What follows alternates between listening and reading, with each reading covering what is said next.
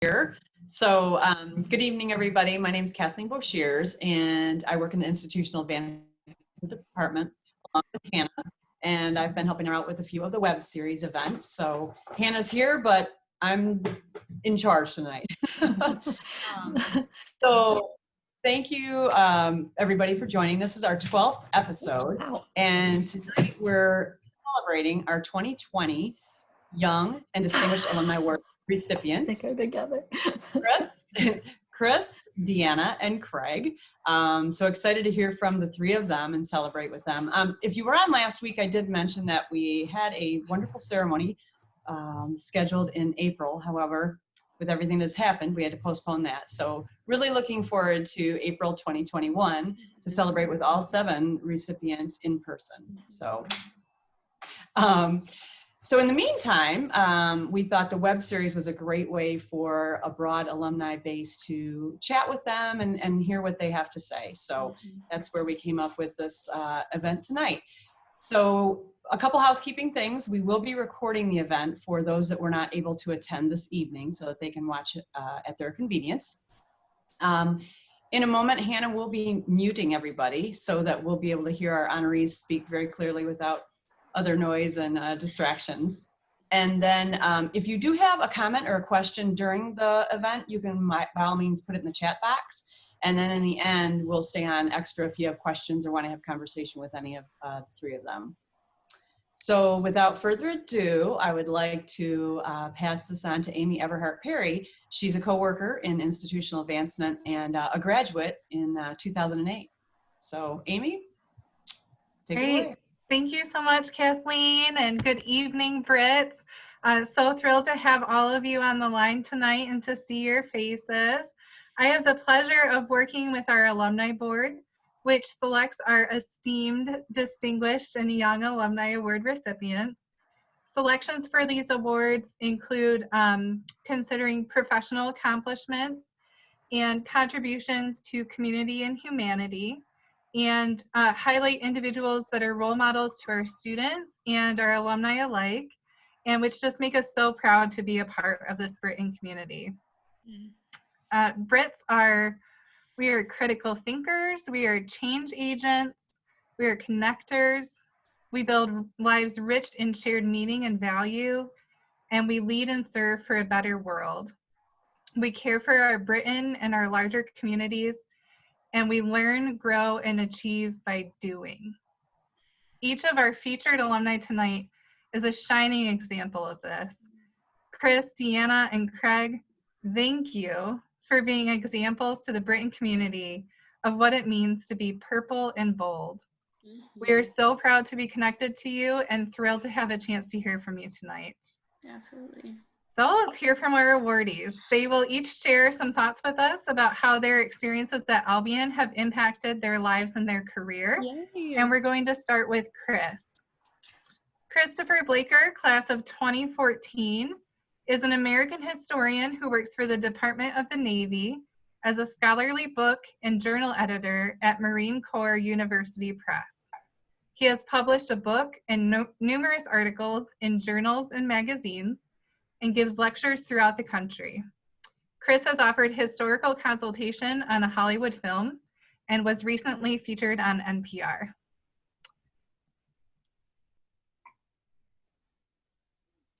All right, well, I will take it away. Thanks so much, Amy. I think, cool, I'm not muted. So yeah, first off, I just wanna thank everybody, at the Albion team for having us here tonight and letting us say a few words about best 4 years of our lives, right? Albion College. And, I'll keep my comments brief, but I have given this a pretty good deal of thought over the past few days. And it's funny because, in the midst of this pandemic and we're quarantining and we're all teleworking and, sometimes my mind wanders to like, oh, remember what life used to be like? And then I'll go back a little further and I'll think back to Albion. And I mean, those were just some absolutely great times, and it's fun to look back on those. And what a great opportunity to do a little bit of that tonight. So when I think back to my time at Albion and how those years have impacted the kind of career that I have now, working at Marine Corps University and within the Department of the Navy, what always strikes me the most is that Albion doesn't just allow or tolerate its students to become well-rounded. It encourages them to become well-rounded. And I'm sure so many alumni and faculty and staff and friends here tonight can think back to their own Albion experiences and remember, you know, how much everyone did on campus and how much that kind of thing translates into the careers that we enjoy today. And I figured that I could use my own experience as an example of that. You know, I know that working so closely with the history and the English departments, conducting research for FERSCA, being a teaching assistant for history classes, writing a thesis, you know, all of these things, these academic things made me a stronger writer, a stronger historian, sort of helped me better understand the importance of communicating thoughts and ideas and appreciating the value of truth and objectivity, which I think is especially important today in this kind of, you know, fast-paced, media-driven world that we're living in now. Another example, I know that singing in euphonics, our a cappella group, you know, being up on stage in front of an audience of all of my peers and doing something that's, you know, making myself very vulnerable. Sometimes you sound great, sometimes you don't.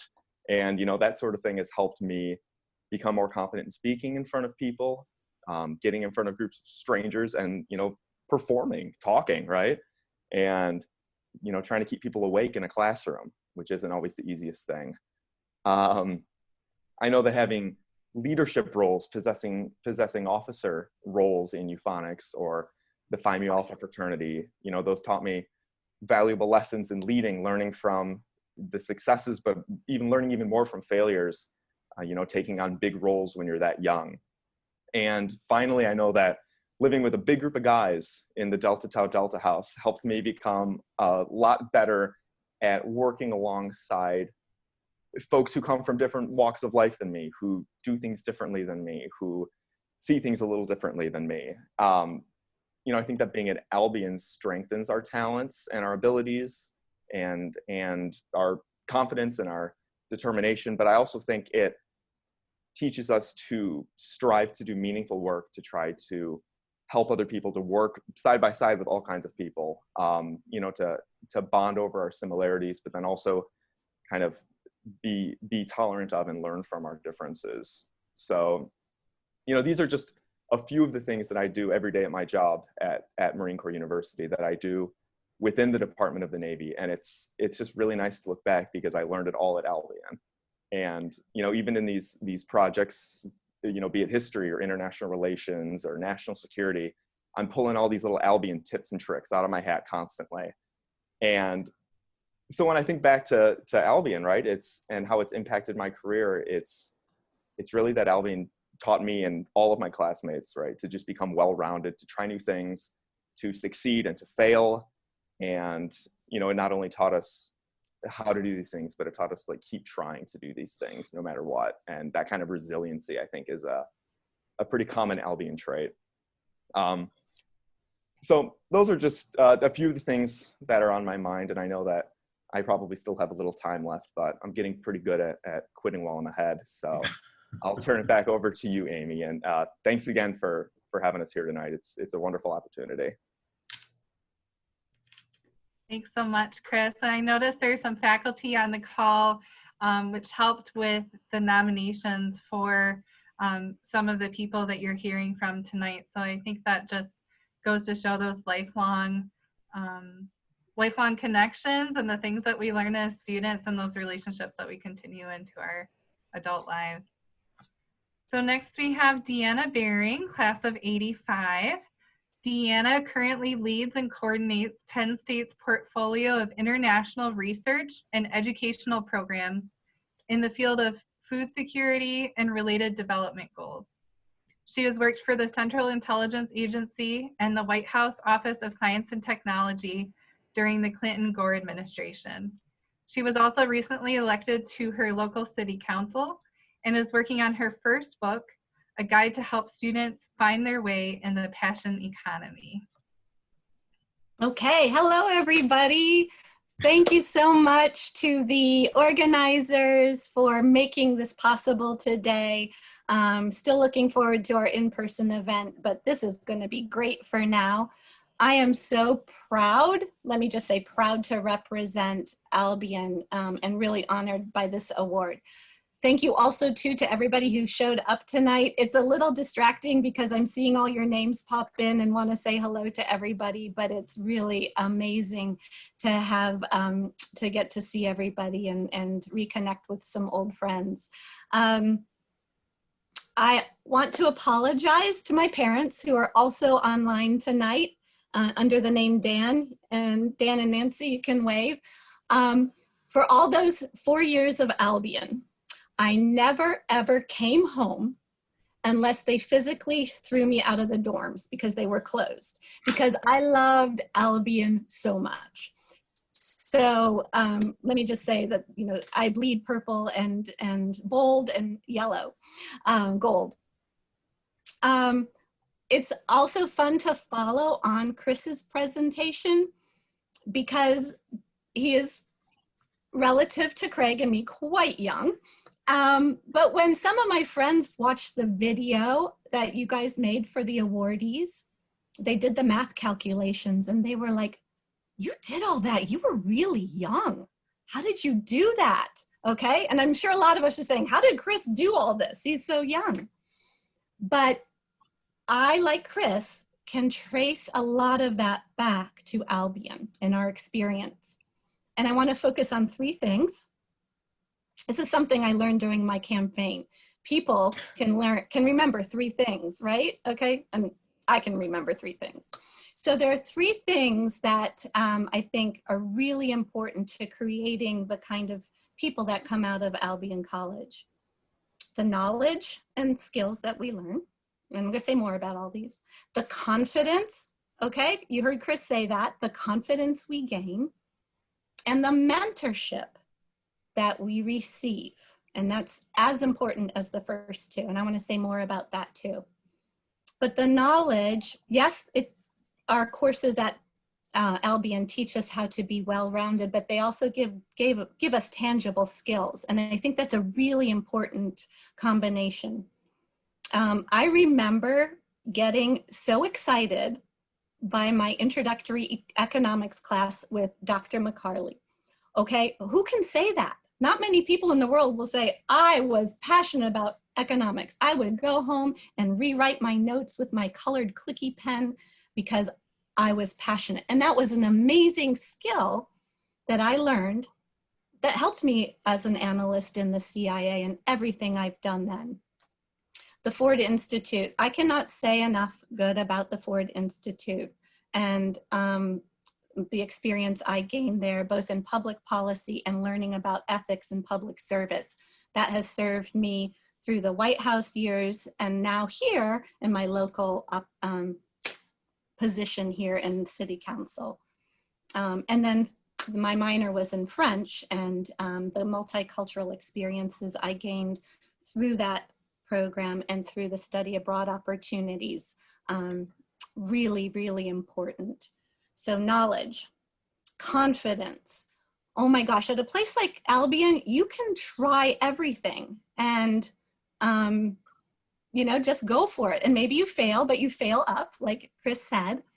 But I had an opportunity to be head of the Albion Peace Alliance, to run the college Dems. Okay, there were only 3 of us at the time, but I don't know if it's still so conservative, but anyway, I ran the college Dems. Let's see, I was social chair for my sorority. So, and like Chris, I was in theater. And so I think that really also helped this, you know, this confidence building of being able to have good communication skills and develop those leadership skills. And so you can try all of those things at Albion. And then mentorship. I actually, Craig, Mike, I found the 1985 yearbook from Albion. And I flipped through it just to remember all the amazing faculty that served as mentors. And I just want to give shout outs to Mike Dively, Kim Tunnicliffe, both of the Ford Institute, Larry Steinhauer. A lot of these people aren't with us anymore. And Audrey Gauquin from the French program, because they all pushed me and told me I could do it. You know, enough said. But it wasn't just the faculty that were mentors, it was the students as well. We were mentors to each other. The caliber of students at Albion were really important in the development of who I am as a person today. People like Craig, people like Mike Haynes. We pushed each other to be our best. And it was very competitive, and we took things seriously, but we also, and you'll hear from this with Craig, we also learned how to embrace life and stick our necks out and support each other. So sometimes we also did really crazy things, but Craig and I have a pact that tonight we won't talk about any of those, because both of my daughters and my husband and my in-laws are also on this call. So Craig, as I turn this over to you, remember our pact. But anyway, it was a wonderful 4 years, and I'm really grateful to the team that put this honor together, and grateful to all of you who showed up tonight. And I look forward to the chat later. Oh, thank you so much, Deanna. Next, we have Craig Kirby. Craig is class of '85 as well. He's a retired political strategist whose clients have included presidents and federal legislators. His nonprofit organization, Golf, My Future, My Game, gives youth, people of color, and women a unique opportunity to strengthen problem solving and career development skills through mastering a challenging sport. Wow. Let me just say, I am honored, humbled, excited to be with Chris and Deanna this evening. Amy, once again, you, Hannah, Kathleen, have done an outstanding job putting this together. Thank you so much for all of your hard work. Chris, I didn't see you on campus because we were obviously there a few years before you got there.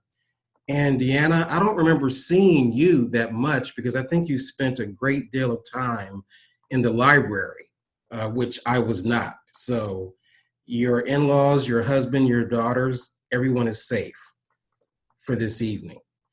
You know, Albion College was just a special 4 years of my life. It allowed me to learn so much, which I have brought with me to this life that I currently have. I mean, Chris, what you shared, you put it in a nutshell. Deanna, your excitement, you hit it out the park. I mean, you know, Deanna said that you should not go more than 3 because that's what people can remember. Well, I'm going to have to go 3 plus 1 because I can tell you it was at Albion where I learned that in order to score, you have to serve. I mean, I learned how to serve while being at Albion. I remember also seeing Albion as a very valuable place where learning took place both inside and outside the classroom. I mean, there were many conversations on my cultural heritage and that of my friends, my fraternity brothers. I mean, it started in June of 1981 when I met my college roommate, Joe Mcgee, who I think is on. Joe and I came from 2 completely different worlds, but we had so many similarities. And we were able to discover those similarities because we talked to each other. We took time to learn from each other. I mean, again, we learned some great things in the classroom. You know, as Deanna said, from Mike Diley, from Constance Cook, from Julian Ramelkamp, Scotty Craycraft. I mean, they taught us how to learn. And they also, you know, the third thing that I know Albion did was it groomed us to be skilled architects of societal change. And that is helping me, especially today, as we are about changing the historic frames of an industry. But most of all, what Albion gave me, or what it taught me perspective. I mean, it allowed me to see both sides of a situation. It gave me something to think about. Again, the relationship, the conversations I had with Joe were just really special. I mean, it was my relationship with Joe and my relationship with folks like Deanna and Mike Haynes, a teak. And I did have some Delt friends and some Sigma Chi friends and some Sigma Nu friends and some ATO friends also. But from all of my conversations, it allowed me to understand that two views exist in every situation. And for the most part, most people tend to focus on one side from which we base our opinion or our action. But when we have the ability to see both sides, when we have the understanding to understand that there are two sides that exist, then balance is possible. And balance propels a greater level of understanding, of wisdom, and of resolution. And so that's what I learned when I was at Albion.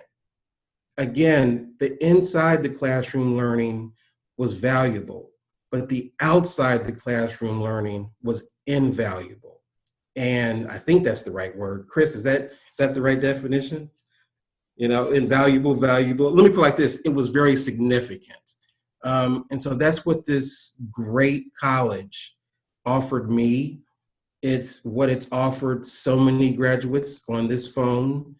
And all I can say is I'm just so proud, happy, and again, humbled to be with Chris, with Deanna, and with others, and being able to share my thoughts this evening. So as Chris says, you stop when you're ahead. Not that I'm ahead, but I'm stopping. Wow, yes, round of applause for everyone. Thank you so much. I'm in a transitional place in my office on the college campus, and I realized as you were talking, like, man, I'm gonna want to write some of this down. And the nearest thing to me was this teeny little thing of Post-its, and so I have about 15 Post-its all around me, like, oh, that was a good one, that was a good one. So that was poor planning on my part for getting ready to hear of all the words of wisdom that you all have to share with us. I was also thinking too, as you were sharing, that I think Maury Ditzler, who just retired, he would be so thrilled to hear the remarks from each of you. In the last several months of his presidency, he would say here and there, he said, you know, we will be on a really good track if anyone could ask anybody associated with Albion College, what is Albion College about? And you hear the same few themes come up over and over. And what he wanted to hear was that learning happens inside and outside of the classroom, that residential learning, that residential experience, those relationships that happen, and the importance of diversity, and specifically diversity in learning from your peers, which Chris, you talked about right off the bat. So you all just, I need to get a recording of this to Maury, because he would just be so thrilled to see those themes pop out organically in what you all shared tonight. Thank you so much. I know we have limited time tonight. Before we wrap up and wrap up the official program and stay on the line for just chatting and visiting, I have a little commercial for you. I'm sure that all of you listening in right now are now just feeling so inspired and thinking about the people that you know that would be so deserving of these awards. So I wanted to share with you information about those awards for your reference tonight and into the future. Usually our Distinguished and Young Alumni Award nominations are open all year long. We're currently working on a shift in our technology in our office, and so the form is not live right this second because it's getting rebuilt in our new system. But for now, if you're just like right now so on fire, have someone in mind that you want to make sure stays on the radar, you can email me tonight. That's my email address. And then also alumni-engagement@albion.edu goes to our general email address, and it'll find its way to me as well. So for this year, the 2021 awards, the nomination deadline is Friday, October 30th. And we'll definitely be sending out communication about that once the link is live. What we're looking for is as much detail as we can get on professional accomplishments and contributions to community and humanity, and any extra stuff that can give us a pretty, you know, I think all of you talked about being well-rounded, becoming well-rounded people. So that's really what we want to see in the nominations. Letters of support from people that know the nominees from different angles are really helpful. If there's an article mentioning something that this person is doing in their community, or like like Chris, you know, like a link, like for Chris, you know, a link to his NPR interview, stuff like that, that can kind of show us what these people are doing. That would be very helpful. So just keep that in mind. You're welcome, again, you're welcome to email me tonight if you'd like, or just keep that in mind up through October. And like Kathleen mentioned, save the date for Friday, April 16th, 2021. We'll be celebrating the people you heard from tonight and the rest of the cohort that was selected for 2020, as well as the new awardees that we'll be selecting for 2021. So mark your calendars and just hope and pray that the pandemic is manageable and down to a point where we can do things like this again in the spring. So then next, I just wanted to mention our alumni board members who are so hardworking and fun to work with, and people that are just so committed to the college and being that liaison between what's happening in the college and our greater alumni network. We have a number of current alumni board members on the call tonight, as well as a few that just termed off. If you are an alumni board member, or we'll say the ones that just termed off, an honorary for tonight, because I know you all can answer questions too. If you could just wave your hands or click the raise hand reaction so that people can recognize you as an alumni board member. So alumni board terms are, it's a 3-year term with an option to continue for a second consecutive term. The nominations will open up in December, January, and they'll be due mid-March. And then the new members will be selected in April. The alumni board does a lot, and I can't possibly put it all onto one slide, but it kind of boils down to certainly the selection of Distinguished and Young Alumni Award recipients, which is relevant to our time tonight.